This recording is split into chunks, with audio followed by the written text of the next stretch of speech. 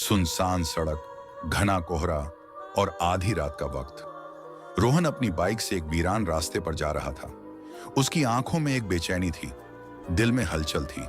वह गांव के उस पुराने हवेली की ओर जा रहा था जहां किसी को जाने की इजाजत नहीं थी, पर वह वहां जाने को मजबूर था क्योंकि वहां अनाया थी। कुछ महीने पहले रोहन इस गांव में अपने दादा दादी से मिलने आया था। वहीं उसकी मुलाकात हुई अनाया से, एक रहस्यमयी लड़की जो हवेली के पास वाले जंगल में अकेली बैठी रहती थी।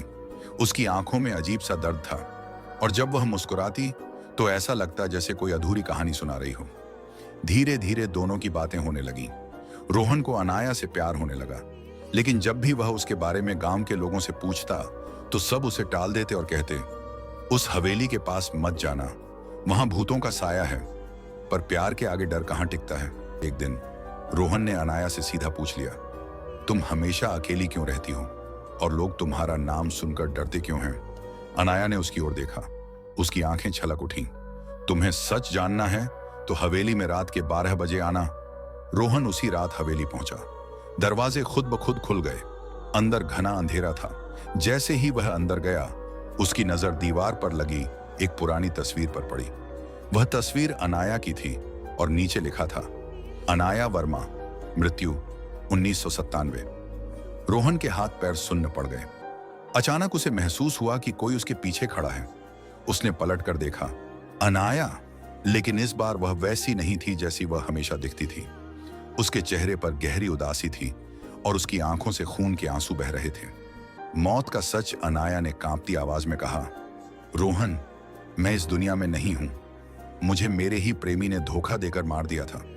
उसने मुझसे शादी का वादा किया था, लेकिन फिर एक रात उसने मुझे इसी हवेली में जिंदा जला दिया। मेरा प्यार अधूरा रह गया। मेरी आत्मा इस हवेली में कैद हो गई। रोहन की आंखों से आंसू गिरने लगे। उसे यकीन नहीं हो रहा था कि जिससे वह प्यार करता है वह इंसान नहीं, एक आत्मा थी। अनाया ने रोहन का हाथ थामा। तुमसे मिलकर मुझे फिर से जीने का एहसास हुआ, लेकिन मैं इस दुनिया से जा नहीं पा रही।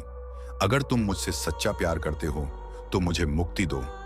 रोहन ने कांपते हाथों से मंदिर की घंटी बजाई और मंत्र पढ़ने लगा।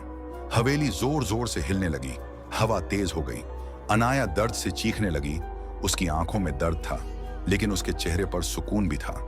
आखिरी बार रोहन की आंखों में देखते हुए उसने कहा, अब मैं जा रही हूं, लेकिन मेरा प्यार हमेशा तुम्हारे साथ रहेगा। फिर वह धीरे धीरे रोशनी में बदल गई और गायब हो गई।